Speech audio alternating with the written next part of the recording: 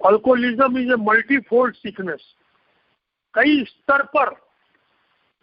पर शारीरिक, मानसिक, आध्यात्मिक, भावनात्मक, पारिवारिक, कई स्तर पर ये बीमारी हमको ग्रसित करती है। तो जो हमको सोबराइटी चाहिए, सात्विकता चाहिए, वो हर फ्रंट पर चाहिए। सोबराइटी ऑफ बॉडी चाहिए, सोबराइटी ऑफ माइंड चाहिए, स्पिरिचुअल सोबराइटी चाहिए, इमोशनल सोबराइटी चाहिए। हमको सारे फ्रंट पे सोबराइटी चाहिए, तभी हम सोबर रह सकेंगे। इस खतरनाक बीमारी के बारे में आज से 90 साल पहले डॉक्टर कार्ल ह्यूम्स, मनोचिकित्सक, जिनकी लिखी हुई किताब आज मनोचिकित्सा में पढ़ाई जाती है, उसने कहा था कि मैं मेडिकल साइंस के थ्रू एक भी रिकवरी देखता नहीं। और उन्होंने आगे कहा कि एक शराबी की शराब छुड़ाने के मामले में मेडिकल साइंस इज हेल्पलेस और असहाय है। और वो परिस्थिति आज तक बनी हुई है। और फिर कार्ल ह्यूम ने कहा था कि कोई आध्यात्मिक, कोई पर्सनालिटी चेंज का कार्यक्रम एक अल्कोहलिक की दारू छुड़ा सकता है। तो हमारे लिए रास्ता वही है। और हमारे रिकवरी प्रोग्राम में भी हर जगह ईश्वर और उच्च शक्ति है। क्यों? क्योंकि एक का बेस अध्यात्म है। क्योंकि आध्यात्मिक रास्ता ही एक अल्कोहलिक की दारू छुड़ा सकता है। और अध्यात्म का बेस ईश्वर या उच्च शक्ति है। इसीलिए हर जगह, हर प्रोग्राम में, रिकवरी प्रोग्राम में ईश्वर और उच्च शक्ति है। दूसरे कदम से ईश्वर को मानने वाले और नहीं मानने वाले समान रूप से खड़े हैं और ए का फायदा उठा रहे हैं। और जहां भी ईश्वर शब्द आया है, क्लियर कर दिया है, गॉड ऑफ योर अंडरस्टैंडिंग। तो जिस किसी को भी हम भगवान मानते हैं, उसकी मदद हम लेंगे। भगवान को नहीं मानते तो उच्च शक्ति को हम मानेंगे। जब कभी भी मैं इमोशनली डिस्टर्ब हुआ तो मैंने शराब पी, ज्यादा शराब पी। अब ए में आ जाने के बाद हमें हर परिस्थिति का मुकाबला बगैर शराब के करना है। पहला 2 कदम तो मैक्सिमम लोग ए में मजबूरी में ले लेते हैं। चलो भाई, हम शराब से मुसीबत में फंस गए, हमको शराब छोड़नी है, नहीं तो हमारी दुर्गति होगी। पहला 2 कदम हम ले लेते हैं, लेकिन तीसरे कदम से वो बंदिश नहीं है। लेकिन अगर तीसरे कदम से थोड़ी तकलीफ शुरू हो जाती है। क्यों? क्या तकलीफ होती है? पहले तो हमारी बेइज्जती हुई, नफा हुआ, नुकसान हुआ, तो हमारे लिए शराब का सहारा था। अब शराब का सहारा नहीं है। अब हमको बगैर शराब पिए जिंदगी का समस्याओं का मुकाबला करना है। और यहाँ पर ईश्वर शब्द आया। बोलते हैं मीटिंग की शुरुआत में और आखिरी में, वो भी तीसरे कदम की प्रार्थना है। और उसमें एक बहुत बड़ा हिंट प्रार्थना ने हमको दे दिया। प्रार्थना कहती है, God grant us the serenity to accept the things I can not change. यानी जो परिस्थितियों को मैं बदल नहीं सकता हूँ, उसको अपनाने के लिए हम मन की शांति, चित्त की शांति मांग रहे हैं। क्यों मांग रहे हैं? क्योंकि अगर हमको एक अल्कोहलिक के पास मन की शांति, चित्त की शांति नहीं है, तो वो शराब की तरफ जा सकता है। कोई भी चीज अगर हमारी कोई मर्जी के मुताबिक नहीं हुई तो हम इमोशनली डिस्टर्ब हो जाते हैं। इसलिए यहाँ पर हमको ईश्वर पे विश्वास करके, एक एक कदमों पे विश्वास करके ईश्वर की इच्छा को स्वीकार करना है। दूसरा कदम विश्वास का है और तीसरा कदम श्रद्धा का है। श्रद्धा और विश्वास एक ही चीज है, मगर उसका रूप अलग है। जैसे पानी और बर्फ, बर्फ में भी पानी है।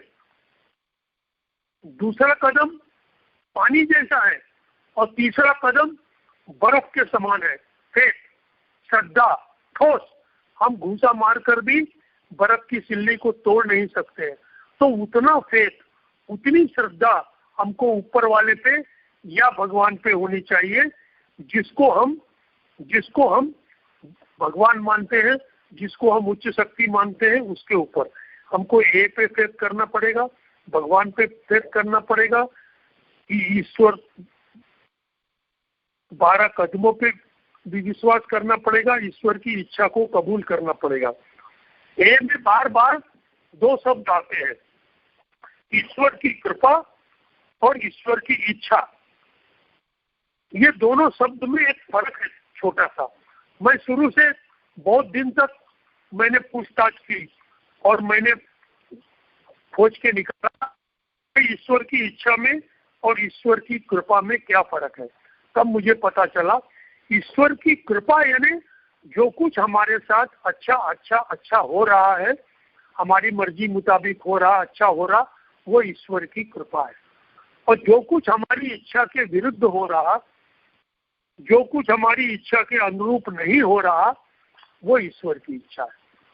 कभी किसी के यहाँ कोई मर जाता है तो बड़े बूढ़े समझाते हैं, भैया इनका इतने ही दिन का साथ, यह ईश्वर की इच्छा है, वो चले गए। तो ईश्वर की इच्छा हमारी इच्छा से मैच हो ये जरूरी नहीं है, और हमको ईश्वर की इच्छा को भी कबूल करना सीखना पड़ेगा। तीसरे कदम से हमने इमोशंस पर काम करना शुरू कर दिया। तीसरे कदम में ही हमको पता चलने लगा कि कैसे कैसे कैसे हम डिस्टर्ब हो जाते हैं, हो सकते हैं, और जिंदगी जैसी है वैसी ही ईश्वर की इच्छा समझकर हमको स्वीकार करना पड़ेगा। कोई चारा नहीं है, क्योंकि जिंदगी जैसी है उसको हम बदल नहीं सकते। हम अपनी लंबाई चौड़ाई नहीं बदल सकते, हम अपनी कमाई नहीं बदल सकते, हम लोगों को नहीं बदल सकते, हम सिर्फ अपने आप को बदल सकते।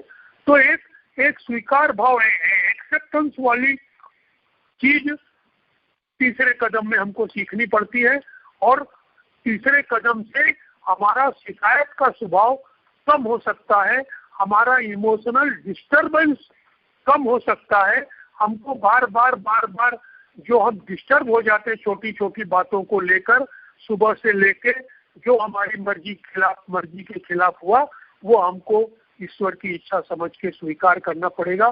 तभी हमारा शिकायत का स्वभाव भी बदलेगा और हमको एक इमोशनल डिस्टर्बेंस हमारा कम होगा।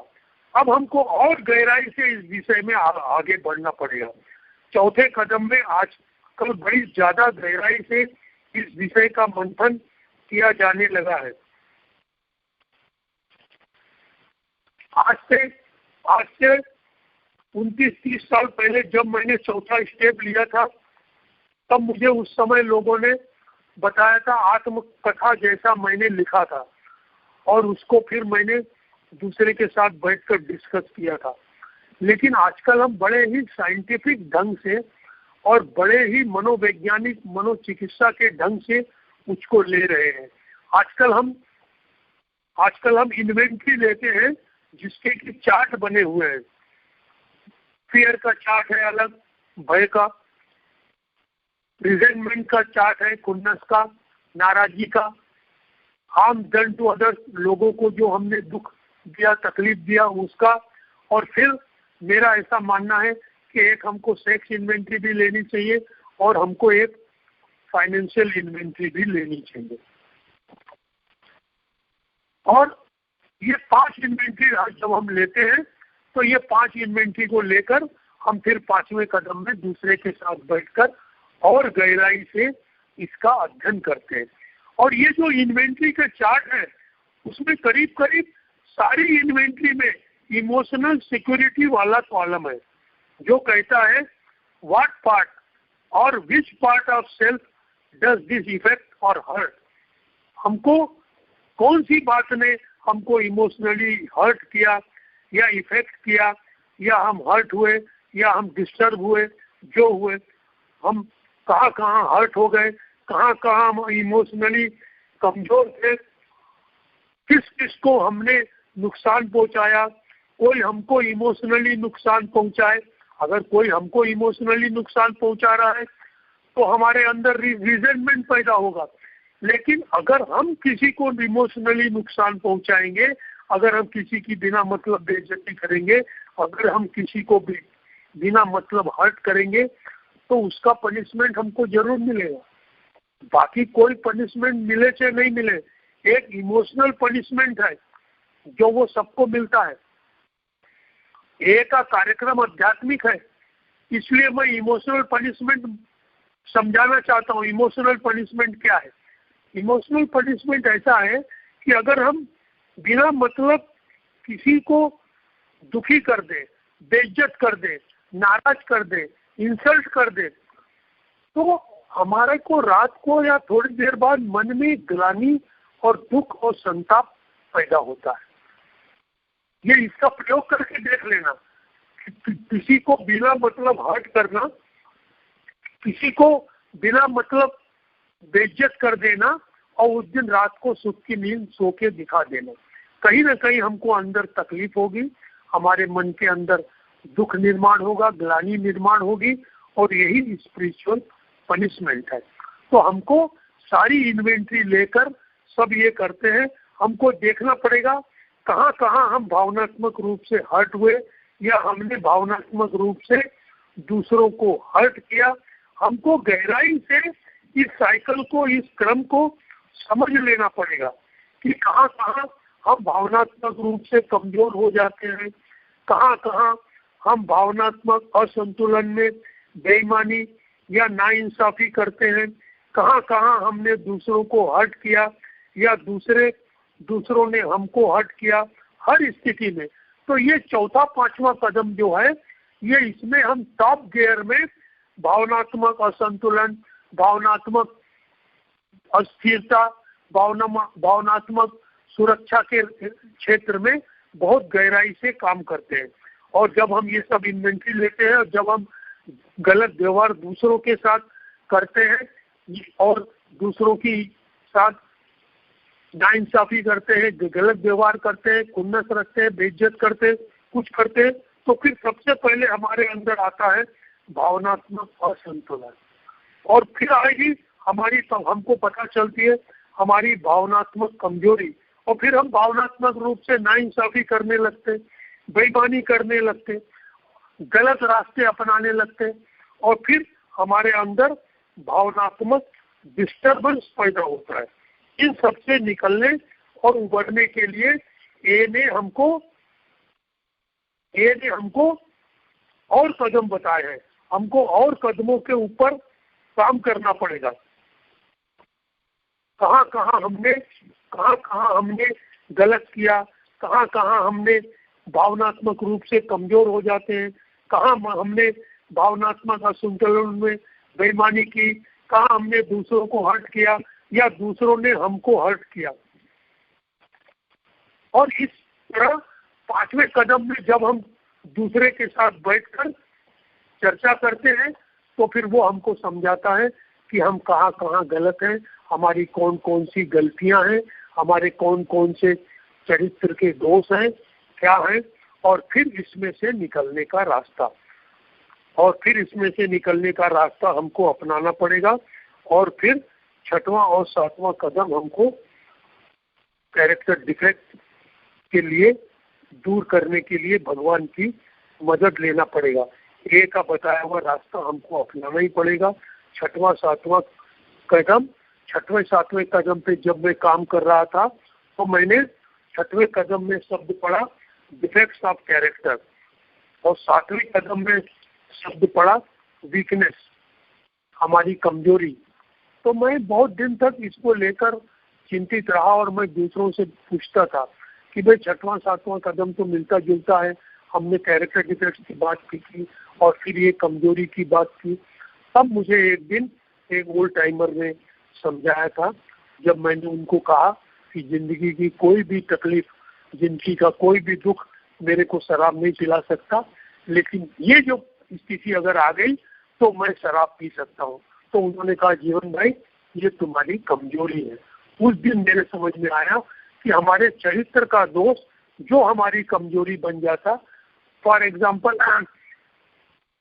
कोई लालची है, उसको पैसे का लालच है, और अगर उसके पैसे का लालच उसकी कमजोरी बन जाता है, अगर पैसा उसकी कमजोरी बन जाता है, तो वो पैसा पाने के लिए किसी भी हद तक गिर सकता है, और पैसे को पाने के लिए वो पैसा उसकी कमजोरी बन जाता है।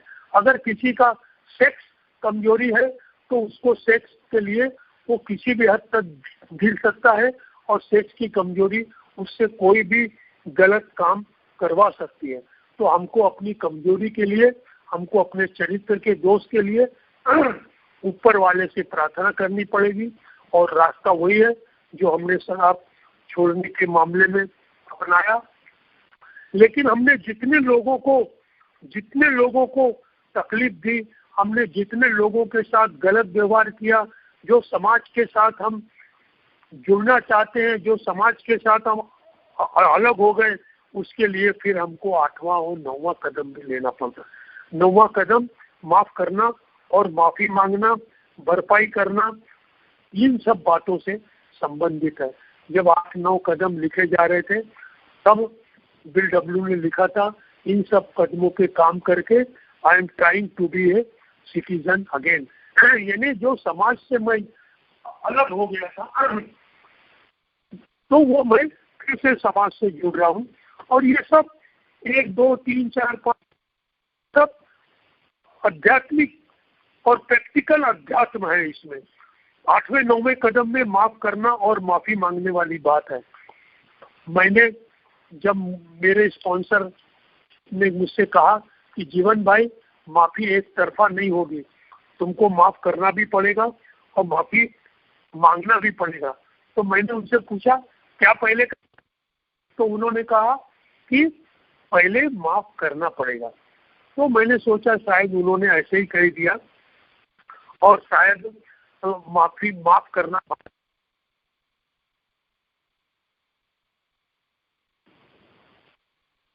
मेरे को 3-4 महीने में पता चल गया कि किसी को माफ करना कितना कठिन है। और फिर मैं, जो लोग मुझे माफ नहीं कर पा रहे थे, उनकी मजबूरी को मैं समझ सका, और इस प्रकार मैं 8 कदमों पे मैंने काम किया। और फिर धीरे धीरे आएगी भावना। अगर हम 8 कदमों पे 8-9 कदम तक काम करेंगे तो आएगी भावनात्मक सोब्राइटी, और ये सब करके आखिरी में पैदा होगी भावनात्मक सुरक्षा। ये सब भावनात्मक सुरक्षा अपने आप नहीं मिलेगी, हमको प्रयत्न करना पड़ेगा। ये सब जो मैंने बताया, कैसे कैसे कैसे हमको सब पता चलेगा और कैसे क्या क्या करना पड़ेगा, यही हमारा रिकवरी प्रोग्राम है। ये में एक बहुत बड़ा फायदा है, ये में बहुत बड़ा फायदा है। किसी भी प्रकार से हमको कोई अलग से कोर्स ज्वाइन करने की जरूरत नहीं है। हमारे एक 12 कदम सक्षम है पूरी तरह से हमको भावनात्मक सुरक्षा देने के लिए। मुझे एक अपना अनुभव याद है कि मेरा, तो एक बार उसका दोपहर को मेरे ऑफिस में फोन आया कि जीवन भाई, आप दोपहर को लंच टाइम में मेरे दुकान में आ सकते हैं। मैंने कहा नहीं भाई, आज तो आना संभव नहीं है। तो बोले शाम को जब आप ऑफिस से निकल के घर जाएंगे तो रुक जाइएगा थोड़ी देर। मैंने कहा कोशिश करूंगा। लेकिन जब मैं शाम को निकल के जा रहा था तो उसकी दुकान पे भीड़ थी ग्राहकों की, तो मैं रुका नहीं, मैं घर में चला गया। वो रात को दुकान बंद करके आया, और फिर 8:30 साढ़े 9 पौने 10 बज रहे थे। वो आया, उसके चेहरे पे हवाइयाँ उड़ रही थी, बिल्कुल मानसिक भावनात्मक रूप से असंतुलित था और भावनात्मक रूप से घबराया हुआ था। और उसकी हालत देख के उसने देखा जीवन भाई के खाने का भी टाइम हो रहा है, तो उसने सीधे सीधे बातचीत शुरू कर दी। बोले जीवन भाई, मैं बहुत डिस्टर्ब हूँ। मैंने कहा वो तो आपका चेहरा बता रहा है कि आप डिस्टर्ब हैं। तो मैंने कहा बोलो। तो बोले जीवन भाई, मैं आपका ज्यादा समय नहीं लेना चाहता, मैं आपको ये बताना चाहता हूँ, कल मैंने छोटी सी बात पर अपनी बीवी के ऊपर हाथ उठा दिया, और वो हाथ उठाने के बाद से मैं बड़ा डिस्टर्ब हूँ और बड़ा असंतुलित महसूस कर रहा हूँ, और मेरे मन में बड़ा दुख और संताप है, और मेरे समझ में नहीं आ रहा है कि मैंने क्या करना चाहिए। मैंने मैंने ए में ओल्ड टाइमर लोगों से सीखा था कि ए में काउंसलिंग कैसी की जाती है। ए में काउंसलिंग ऐसे की जाती है कि हमको बताना पड़ता है कि उस समस्या का समाधान कौन से कदम में है, कौन से कदम में उसका समाधान छुपा हुआ है। और ए ऐसा नहीं कहती कि तुमको ये करना पड़ेगा, कहा ये जाता है ये रहता तो मैंने क्या किया रहता। तो मैंने वही रास्ता अपनाया और मैंने उससे कहा कि अभी जो आपने मुझसे आके बात की ये चौथा पांचवा कदम है। आपने अपनी गलती को महसूस किया, अपनी इन्वेंट्री ली और पांचवें कदम पे आके आपने मुझसे बात की और आपने अपनी गलती को कबूल किया। ये चौथा पांचवा कदम हो गया। तो बोले अब मेरा दिमाग काम नहीं कर रहा है। मैंने उनसे कहा आपकी समस्या का समाधान 8वें और 9वें कदम पे है। फिर भी वो नहीं समझा। 8वां 9वां कदम क्या करना पड़ेगा मेरे को समझाओ। मैंने कहा क्या करना पड़ेगा ये मैं नहीं समझाऊंगा, 8वां 9वां कदम क्या कहता है ये समझा सकता हूँ। बोले बोलो। मैंने कहा 8वां 9वां कदम माफी मांगने का और माफ करने का है। उसके कान खड़े हो गए, मेरी तरफ देखने लगा। मैंने कहा कि मैं आपकी जगह रहता तो मैं अपनी बीवी से माफी मांगता। वो इमीडिएटली बोला मैं समझ गया मुझे क्या करना है। मैंने कहा मैंने तो कुछ कहा नहीं, मगर बोले नहीं मेरे समझ में आ गया। तो इस प्रकार हम ए में अपने अनुभव द्वारा, अपने एग्जाम्पल द्वारा कौन सा कदम कौन सी उसकी परिस्थिति में काम आ सकता है। जैसे कि हम एक वकील के पास जाते हैं और वकील हमको देखकर बताता है कि हमारी समस्या कौन सी धारा में है। उसी प्रकार अगर कोई मुझसे बात करता है, समस्या बताता है, तो मैं उसको यही बोलता हूँ कि उसकी समस्या का समाधान कौन से कदम से संबंधित है, कौन से कदम में उसको इस समस्या का समाधान मिल सकता है। और ये हमको भावनात्मक सुरक्षा दे सकती है, मगर हमको मेहनत करनी पड़ेगी। जैसा कि हमारे प्रोमिसेस में लिखा है, हमारे प्रोमिसेस में साफ लिखा है, if we are painstaking about this phase of development. कौन सा फेज? 1 कदम से लेके 9 कदम तक की बात हुई थी।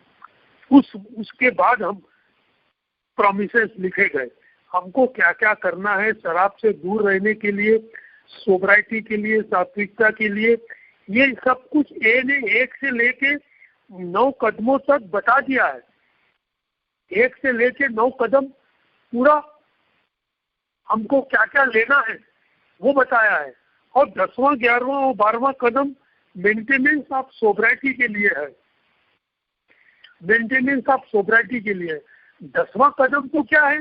10वां कदम का पहला शब्द है continue to take personal inventory. Continue to take यानी 10वां कदम उसी की समझ में आएगा जिसने 1 से 9 कदम पे काम किया है। जिसने 1 से 9 कदम पे काम किया है वही समझेगा कि इन्वेंट्री कैसे ली जाती है।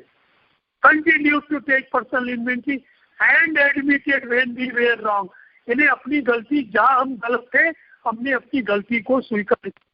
गलती को कौन स्वीकार करेगा? जिसने 4, 5वां, 6वां, 7वां, 8वां, 9वां कदम लिया है वही अपनी गलती को स्वीकार करेगा। तो 10वां कदम तो एक प्रकार से 1 से 9 कदम को हम फास्ट रूप में ले रहे, स्पॉट इन्वेंट्री ले रहे, रोज की रोज इन्वेंट्री ले रहे। और हम स्पॉट इन्वेंट्री लेके एक ही दिन में आज के आज हम अपने गुस्से को, असंतुलन को कंट्रोल कर रहे हैं। अब हम आज के विषय को हर दृष्टिकोण से समझ लेना जरूरी है, तभी हम विषय को हर तरह से समझ पाएंगे। एक अल्कोहलिक एक्सट्रीमिस्ट होता है, अतिरेकी, हर चीज में उसको टॉप में रहने की ललक और इच्छा रहती है और वो ऊपर तक जाना चाहता है। इसीलिए हम शराबी बने। हमने शराब पीना शुरू किया और ज्यादा पीने लगे और हम बिल्कुल टॉप तक चले गए। शायद इसीलिए हम, तो ये जो एक्सट्रीमिस्ट हम थे, ये एक्सट्रीमिस्ट के कारण हमने कई चीजें बढ़ा ली, शराब बढ़ा ली। भगवान ने इंसान को कई प्रवृत्तियां दी है, भूख लगना, सेक्स की जरूरत, पैसा कमाना, इज्जत कमाना। मगर एक अल्कोहलिक को जरूरत से ज्यादा चाहिए। हमको जितना पैसा मिला है, जितनी कमाई मिली है, हमको उससे ज्यादा चाहिए। हमको जितना सेक्स मिला है, हमको उससे ज्यादा चाहिए। हमको सेक्स भी ज्यादा चाहिए, पैसा भी ज्यादा चाहिए, इज्जत भी ज्यादा चाहिए, हमको सब कुछ ज्यादा चाहिए, प्रेस्टीज भी ज्यादा चाहिए। तो फिर ये सब क्या होता है, अगर ये सब हमारी कमजोरियां बन जाती है तो उसको पाने के लिए हम चाहे उसके लिए गलत रास्ता भी अपनाने लगते हैं। और फिर गलत रास्ता अपनाने के कारण, गलत रास्ता चुनने के कारण, उस गलत रास्ते पे काम करने के कारण हमारे अंदर भय निर्माण होता है, ग्लानि निर्माण होती है, भावनात्मक असंतुलन पैदा होता है और फिर हम भावनात्मक सुरक्षा को खोजने लगते हैं कि भैया हम डिस्टर्ब हो रहे हैं। एक तरफ तो हमने पुराना बैकलॉग चौथे पांचवें कदम पे निकाल दिया, लेकिन फिर भी हम गलत रास्ते अपनाते जा रहे हैं और उसके कारण फिर से भय और असंतुलन और रिजेंटमेंट, गुस्सा सब पैदा होता जा रहा, ग्लानि, और उसके कारण हम असंतुलित होते जा रहे। जीवन भर मैं भावनात्मक आवश्यकता और सुरक्षा के लिए लोगों पर निर्भर करता था। ये में ऐसी कई कहानियां हैं कि कई अल्कोहलिक अपनी आवश्यकताओं, प्यार, इज्जत, सर्कमस्टेंस, परिस्थितियों, मजबूरी, हर चीज के लिए दूसरों पर निर्भर करते थे। मगर जब उनकी मदद नहीं हो पाई, जब दूसरे उनकी समस्या को सुलझा नहीं पाए, तो फिर वो डिस्टर्ब हो गए, तब वो डिप्रेशन में चले गए। हमको अपनी समस्याओं को खुद सुलझाना सीखना पड़ेगा। 1 के 12 कदमों को अपनी जिंदगी में हम कैसे अपनाएं कि हम अपनी समस्या का समाधान खुद करें। हम कब तक दूसरों की मदद लेते रहेंगे? हम कब तक दूसरों की मदद लेते रहेंगे? मैं एक एग्जांपल बताता हूँ। एक मैथ्स का विद्यार्थी है। वो विद्यार्थी अगर साल भर मैथ्स खुद नहीं करता, अगर मैथ्स को सॉल्व करना नहीं सीखता है, दूसरों से पूछकर अगर वो अपने प्रॉब्लम मैथ्स के सॉल्व कर लेता है तो साल भर तो उसका चल जाएगा। लेकिन जिस दिन वो परीक्षा में बैठेगा, एग्जाम में, उस दिन वो प्रॉब्लम को सॉल्व नहीं कर पाएगा और फेल हो जाएगा। उसी प्रकार हमारी जिंदगी है। अगर हम हमेशा दूसरों की मदद लेते रहेंगे तो हमारा साल भर ही निकल जाए। लेकिन हम परीक्षा की घड़ी में जब हमारे पास दूसरों की राय लेने का समय नहीं रहेगा, उस समय हम डिस्टर्ब हो जाएंगे और हम बिल्कुल डिप्रेशन में चले जाएंगे। सुलझा पाए तो वो डिप्रेशन में चले जाते हैं। एक का कहना है किसी भी चीज के लिए जरूरत से ज्यादा हम किसी व्यक्ति पे डिपेंड न करें। जहाँ तक एक अल्कोहलिक का सवाल है, उसको भगवान या उच्च शक्ति पर, एक रिकवरी प्रोग्राम पर, 12 कदमों पर भरोसा करना चाहिए, फेथ करना चाहिए। जिंदगी के हर क्षेत्र में 1 के 12 कदम हमें भावनात्मक संतुलन और भावनात्मक सुरक्षा दे सकते हैं। 10वां कदम तक मैंने बात की कि 10वां कदम is a repetition of 1 to 9। 10वें कदम तक हम पहुंच गए। 11वां कदम क्या है? 11वां कदम एक प्रकार से मनन, चिंतन, ध्यान, इंग्लिश में एक ही शब्द है मेडिटेशन, लेकिन हिंदी में ध्यान, मनन, चिंतन अलग अलग शब्द है। लेकिन उसको लेके कंफ्यूज होने की जरूरत नहीं है। किसी चीज को हम मन में लेके जब बारीकी से सोचते हैं वो मनन है, जिसको लेके हम चिंतन करते हैं वो चिंतन है। एक बार स्टेशन पे खड़ा था तो अनाउंसमेंट हो रहा था, कृपया ध्यान दीजिए, तो मैंने अपना दूसरा काम छोड़कर वो अनाउंसमेंट सुनने लगा कि कौन सी गाड़ी कितने बजे आएगी। तो ध्यान का मतलब हम बाकी चीजों से ध्यान को हटाकर उस चीज की तरफ ध्यान दें। तो ये 11वां कदम ध्यान मेडिटेशन का है। और ये ध्यान मेडिटेशन हमको क्या करना है? ईश्वर की इच्छा जानना है। ईश्वर की इच्छा काहे के बारे में जानना है? ईश्वर की इच्छा कि हम कहाँ कहाँ गलत हो रहे हैं, हमारे अंदर मन की शांति क्यों नहीं है, सब कुछ करने के बाद भी हम क्यों असफल हो रहे हैं। तो ये सारी बातें हम ध्यान मनन चिंतन में करते हैं, और वो ध्यान मनन चिंतन करके हमको ईश्वर की इच्छा का पता चलता है, हमारे अंदर ताकत हिम्मत आती है। तो मैं जब 11वें कदम पे काम कर रहा था तो मैंने किताब में भी पढ़ा और कई लोगों ने मुझे बताया, मैं नौकरी भी करता था। वैसे तो ध्यान मनन चिंतन प्रार्थना, ध्यान मनन चिंतन ईश्वर की इच्छा को जानने का प्रयत्न कर रहे हैं हम, और प्रार्थना क्या है, हम ईश्वर से बात कर रहे हैं। तो पूरा प्रोग्राम प्रार्थना और ध्यान, प्रार्थना और मनन चिंतन ध्यान मेडिटेशन से संबंधित है। हम ईश्वर से प्रार्थना करके अपनी बात करते हैं, ध्यान मनन चिंतन करके ईश्वर से उसका मार्गदर्शन मांगते हैं। तो मैंने एक ही किताब में भी पढ़ा और मैंने कई लोगों से, तो उन्होंने मुझसे कहा कि मैं रात को मनन चिंतन करता हूँ, और मेरे को वो बात समझ में आई। और फिर मैंने भी रात को जब मैं बिस्तर पे सोने जाता हूँ, तकिया पे सिर रखता हूँ, तो 10 मिनट 15 मिनट 20 मिनट 25 मिनट लगता है नींद आने में, तो वो 10 15 20 25 मिनट मैं ध्यान मनन चिंतन करता हूँ।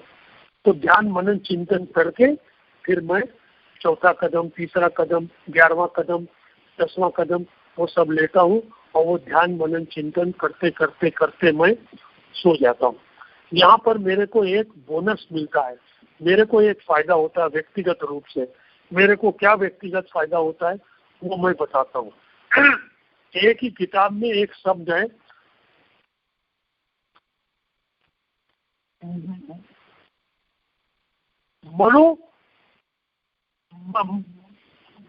मन में जो हम खिचड़ी पकाते रहते हैं, जो हम मानसिक विलास करते रहते हैं, मानसिक विलास, तो वो जो मानसिक विलास है हम दिन में भी करते हैं। जो हमारी कमजोरी है उसके बारे में हम दिन में भी सोचते रहते हैं, लेकिन रात को हमारे पास, दिन में तो हम काम कर रहे हैं, धंधा कर रहे हैं, नौकरी कर रहे हैं, टीवी देख रहे हैं, गाड़ी चला रहे हैं, तो हम मानसिक चिंतन और विलास हम कर नहीं सकते। लेकिन रात को हमारे पास ज्यादा समय होता है तो हम मानसिक विलास ज्यादा करते हैं।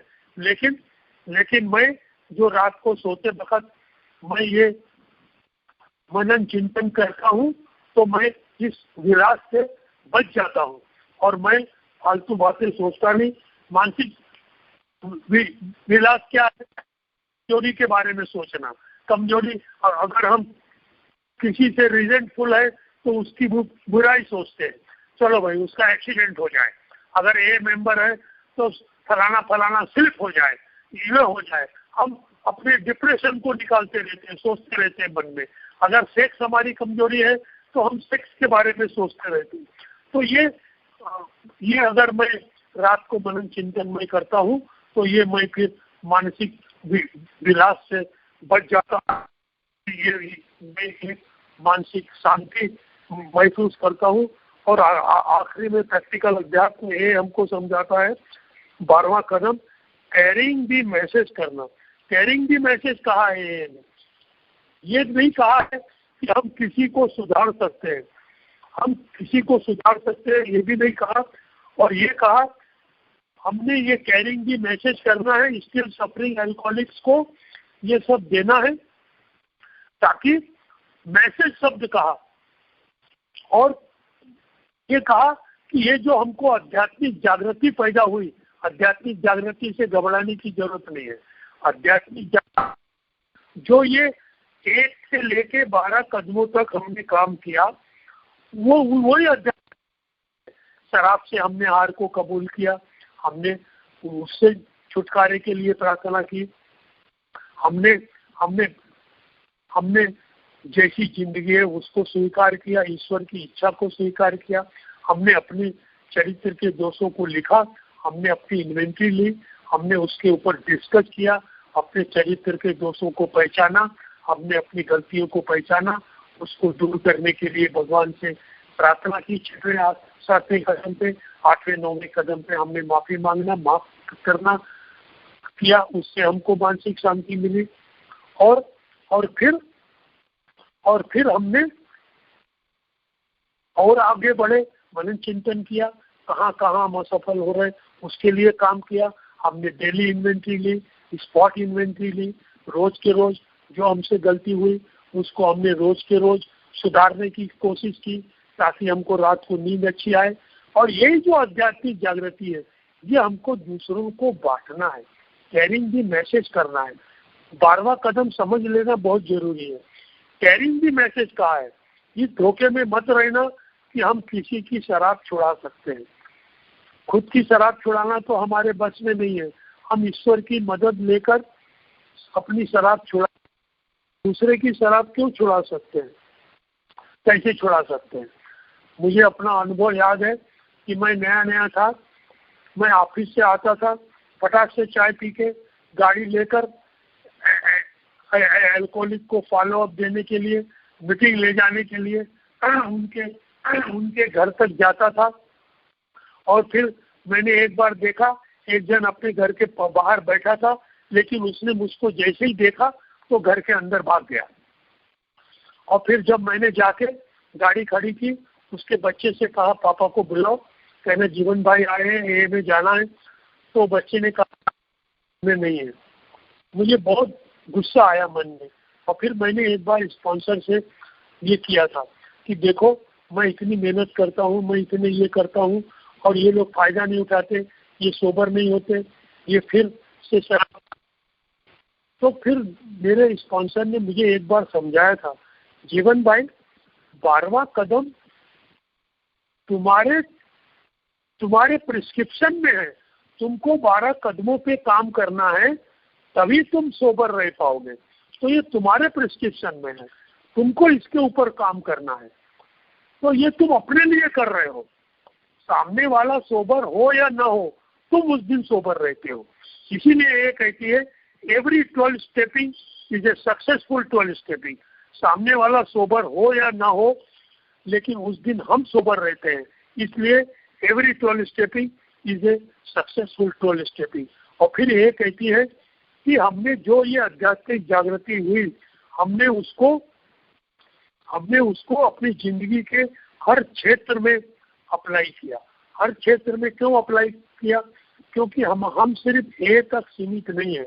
हमारा घर है, परिवार है, काम है, धंधा है, मोहल्ला है, रिश्तेदार है, सब तरफ हमारा हस्तक्षेप हमारा ये है। तो हमको हर जगह मन की शांति चाहिए, सुरक्षा चाहिए, हमको हर जगह पीस ऑफ माइंड चाहिए।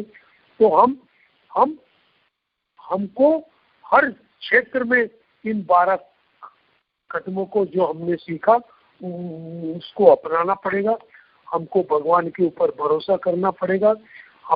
हम भगवान पे भरोसा करें, वो भगवान बनने की कोशिश न करें। 1 के 12 कदम हमको भरोसा दे सकते हैं।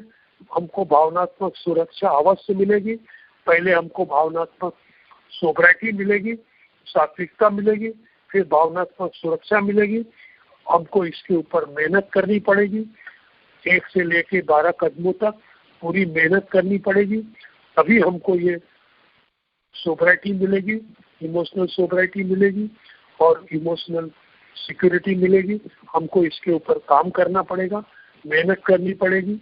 हमको जो चीज समझ में नहीं आ रही है वो दूसरों से पूछना पड़ेगा, लगातार काम करना पड़ेगा। ये में बहुत अच्छी सहूलियत है। आप दुनिया भर में किसी भी ए मेंबर की मदद ले सकते हैं, उससे बात कर सकते हैं, प्रोवाइडेड आपके पास उसका फोन नंबर हो। आप बात करेंगे तो वो आपसे बात करेगा, आपको बताएगा। आपके पास उसका फोन नंबर है तो आप उनसे फोन करिए, स्पॉन्सर से बात करिए, बाकी लोगों से बात करिए, कदमों के ऊपर मेहनत करिए, तभी हमको भावनात्मक सुरक्षा मिलेगी। यही मैं समझता हूँ कि मेरे को जो समझ में आया, जो मेरे दिमाग में था, वो मैंने बताने की कोशिश की। धन्यवाद। Thank you.